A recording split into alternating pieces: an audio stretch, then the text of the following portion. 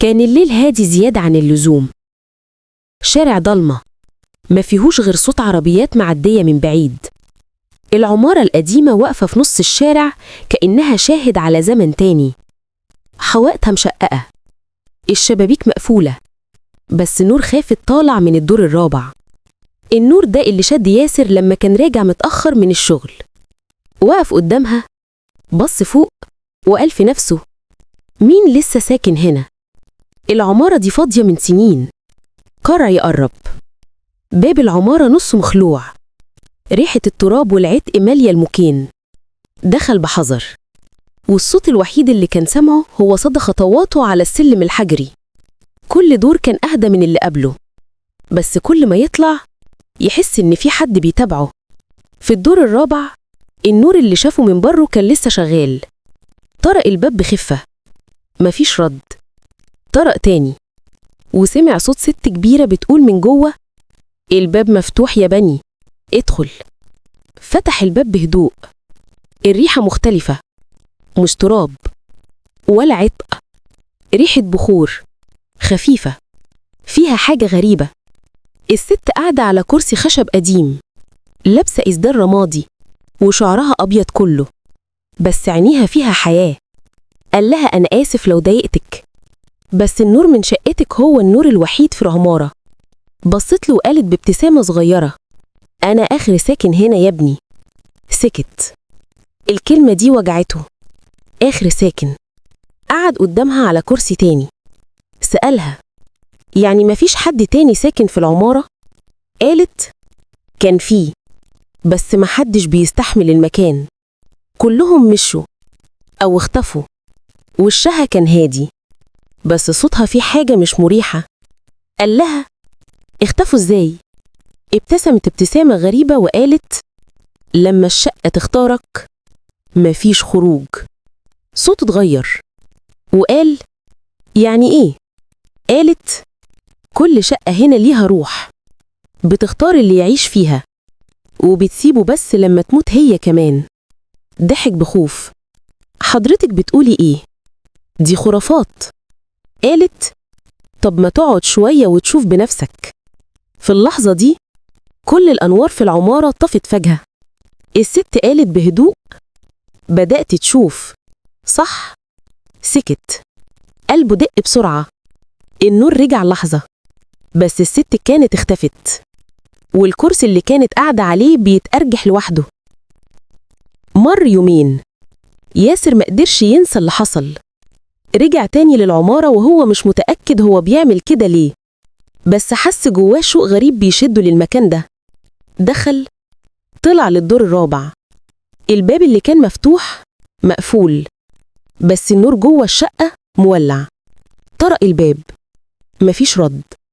سحب المقبض، الباب اتفتح. الشقة فاضية، ولا ست ولا كراسي ولا بخور، بس في ورقة على الأرض مكتوب عليها بخط واضح: ارجعي تاني يا ياسر، العمارة لسه مختارتكش. وقف متجمد. ازاي الورقة باسمه؟ هي تعرفه منين؟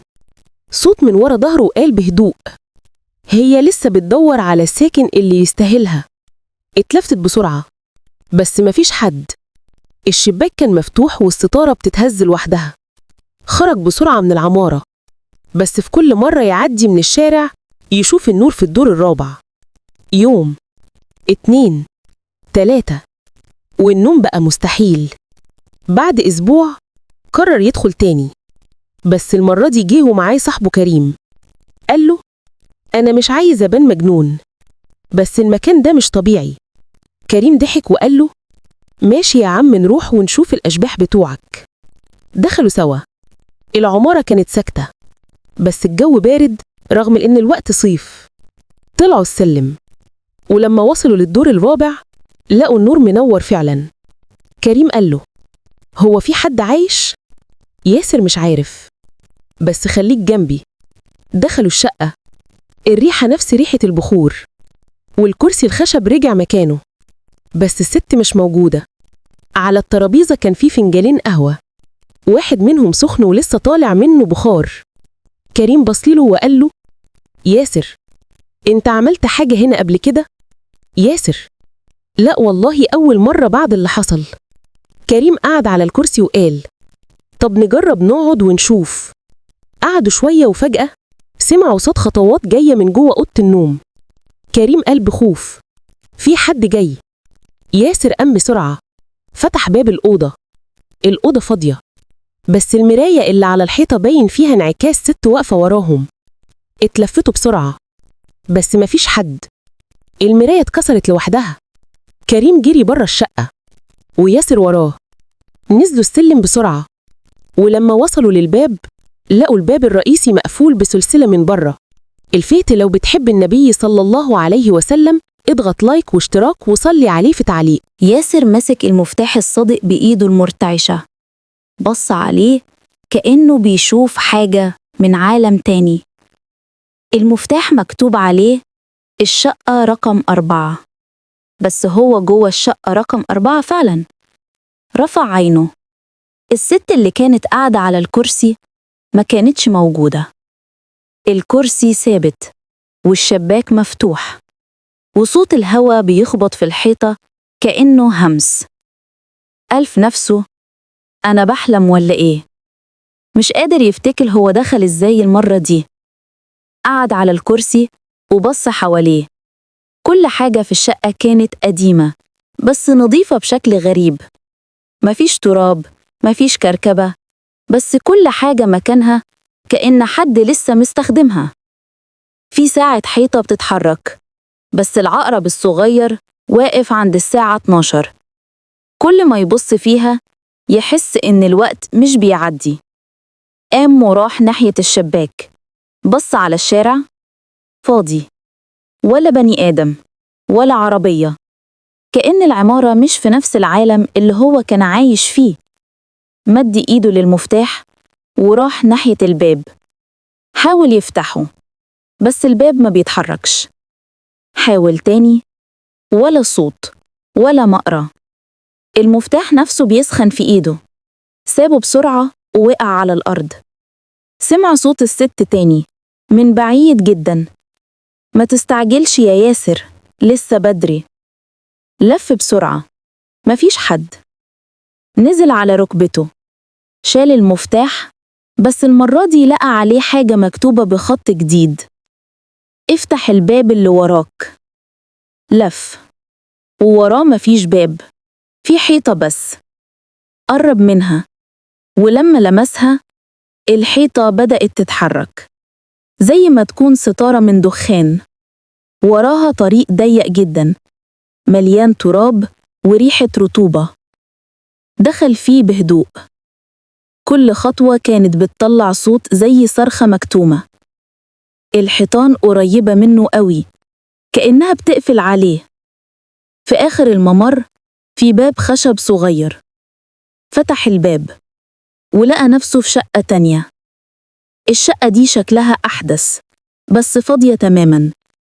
على الحيطة صورة عيلة: راجل، ست، وبنت صغيرة. وشوشهم مش واضحة، بس الراجل في الصورة لابس نفس الجاكيت اللي لابسه ياسر. قرب من الصورة وبص كويس. الوش بدأ يوضح شوية لحد ما اتجمد مكانه. الراجل اللي في الصورة هو نفسه. قعد على الأرض، العرق نازل من وشه. بيحاول يتنفس بس الهوا تقيل كأنه غبار بيملاه صدره. قال بصوت واطي: أنا مش فاهم حاجة، إيه اللي بيحصل؟ الصوت القديم رجع تاني، بس المرة دي من كل ناحية: أنت مش أول واحد يا ياسر، بس يمكن تكون الأخير. وقف بسرعة وبص حواليه. الحوائط بتتشقق والإضاءة بتخف وتزيد. رجع لورا لحد ما اصطدم بكرسي خشب وراه. الكرسي ده نفس اللي كان في الشقة الأولى. قعد غصب عنه، وفجأة الباب اللي قدامه اتفتح لوحده وظهر واحد داخل. ملامحه مش واضحة، صوته هادي جدا: اتأخرت يا ياسر. ياسر قام واقف وقال بخوف: انت مين؟ قال: أنا اللي جيت قبلك وسبت لك المكان. الراجل قرب أكتر، ملامحه بدأت تبان، وشه شاحب وعينيه غريبة كأنها مطفية. قال: كنا كتير، بس العمارة ما بتحبش الزحمة. ياسر بيبص له، مش قادر يتحرك. قال له: يعني إيه؟ فين الباقيين؟ رد الراجل: بقوا جزء منها، زي ما أنا جزء منها، وزي ما أنت هتبقى كمان. اختفى فجأة. النور رجع قوي جدا، والشقة بقت شبه جديدة، مفروشة، فيها تلفزيون شغال، وصوت أغنية قديمة بيملى المكان، كأن الزمن رجع 30 سنة لورا. خرج ياسر من الأوضة، شاف الست اللي قابلها أول مرة بس أصغر، واقفة في المطبخ بتحضر أكل، وبنت صغيرة بتجري ناحيتها وبتضحك. واقف مصدوم، هو بيشوف الماضي؟ الست رفعت عينيها وشافته، بس ما اتخضتش. قالت له: انت رجعت بدري النهاردة يا ياسر؟ هو اتجمد. هي نادته باسمه كأنها مراته. قرب منها وهو بيحاول يفهم. قال لها: انت بتقولي ايه؟ ازاي تعرفيني؟ ضحكت وقالت: انت بتتريق عليا ولا ايه؟ ده احنا متجوزين بقالنا 5 سنين. البنت الصغيرة جريت عليه وقالت: بابا. وقع على ركبته، دموعه نزلت من غير ما يحس. مسك البنت بإيده، بس أول ما لمسها إيده عدت من خلالها، كانت زي ضباب. الست بصت له بخوف وقالت: مالك يا ياسر؟ وشك غريب كده ليه؟ كل حاجة حواليه بدأت تهتز، البيت بيتهدم، الصورة اللي على الحيطة اتكسرت. صوت الست بقى بعيد جدا: ارجع يا ياسر، ارجع قبل ما... والصوت اختفى. لقيه نفسه راجع تاني في الشقة القديمة، نفس الكرسي، نفس البخور، نفس الساعة، بس المرة دي كان في حد تاني قاعد جنبه، راجل لابس لبس عامل نظافة، وشه بسيط. قال له: يا بيه، العمارة دي محدش بيطول فيها، كل اللي يدخل يتغير. ياسر قال له وهو بيحاول يستوعب: أنا عايز أخرج. قال له: لو كنت تقدر كنت خرجت من أول يوم. النور وطي تاني، والمرة دي الساعة اللي كانت واقفة بدأت تمشي، عقرب الدقايق بيتحرك بسرعة، وكل حركة بتخلي الجدران تهتز أكتر. ياسر مسك راسه وصرخ: كفاية. صوت الست جه تاني: لسه ما خلصناش يا ياسر، لسه العمارة محتاجاك. الكرسي اتحرك لوحده، قرب من الحيطة، والحيطة فتحت زي باب جديد، وراها ضلمة لكن فيها صوت أنفاس. خطى ياسر ناحية الباب وقال بصوت مبحوث: إيه اللي عايزينه مني؟ الصوت رد: عايزينك تكمل اللي بدأته، انت دلوقتي مش ضيف، انت بقيت الساكن. دخل جوه الضلمة، والباب اتقفل وراه.